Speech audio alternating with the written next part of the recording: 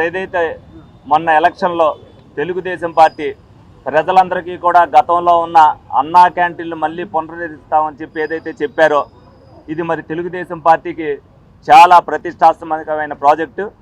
ఏదైతే ఏలూరు నియోజకవర్గానికి సంబంధించి 4 అన్నా క్యాంటీన్లు ఉండటం జరిగింది.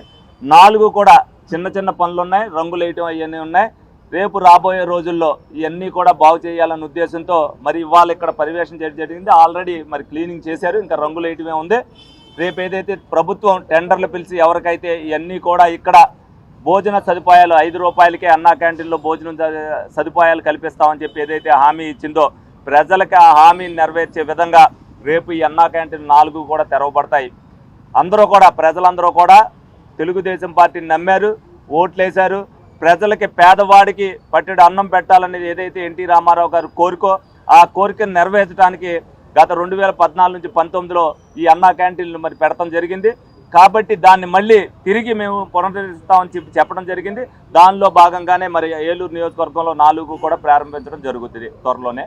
అలాగే ఏదైతే గత ప్రభుత్వంలో పడమర వీధి నుంచి వంగాయగూడెంకి కలిపే వంతెన్ని మరి 5 కోట్ల రూపాయలు శాంక్షన్ అయినప్పటికీ కూడా అవి మరి శనివారపేట కాజ్వే దగ్గర సరిపోవయ్యి ఏంటి అంటే అది కట్టుకోకుండా ఇది కట్టుకోకుండా ఆ నిధులు నిరుపయోగంగా ఉన్నచ్చి అవి గాల్లో పెడతాం జరిగింది. ఇప్పుడు కమిషనర్ గారితోనూ R&B వాళ్ళతో కూడా మాట్లాడటం జరిగింది. ఆ వంతెన చాలా ఉపయోగకరం. అక్కడ ప్రజలందరితో కూడా దాని దగ్గర నుంచి ఫీడ్బ్యాక్ తీసుకోవడం జరిగింది. ఈ వంతెన మాకు కావాలి అన్నారు. ఆల్రెడీ అంతకుముందు ఉన్న వంతెన కూడా కొంచెం పాడైపోవడం జరిగింది. ఈ వంతెన వల్ల అటు కైకలూరు వెళ్ళే వాళ్ళకి కానీ అలాగే వంగాయగూడెం నుంచి పెదపాడు వెళ్ళే వాళ్ళకి కానీ చాలా కూడా ఫెసిలిటీస్ జరుగుతాయి.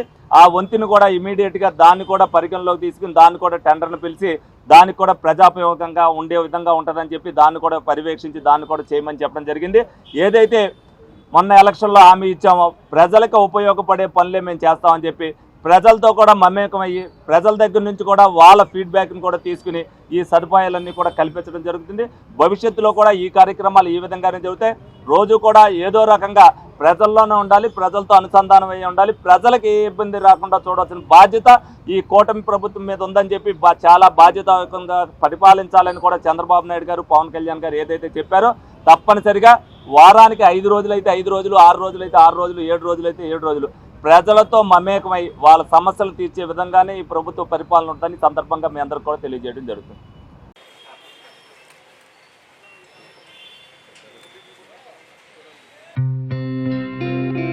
గత 20 సంవత్సరాలుగా దంత సమస్యలతో పాటు దవడ మరియు ముఖ సంబంధ సమస్యలకు చక్కని చికిత్సలు అందిస్తున్న శ్రీ రామకృష్ణ దంత వైద్యశాల, నరసింహారావుపేట, ఏలూరు.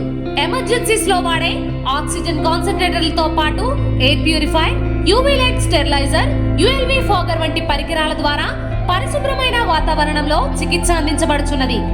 RVG ద్వారా అతి తక్కువ రేడియేషన్ ఉపయోగించి దంత వ్యాధి నిర్ధారణ మరియు రూట్ కెనాల్ వైద్యం చేయబడుచున్నది.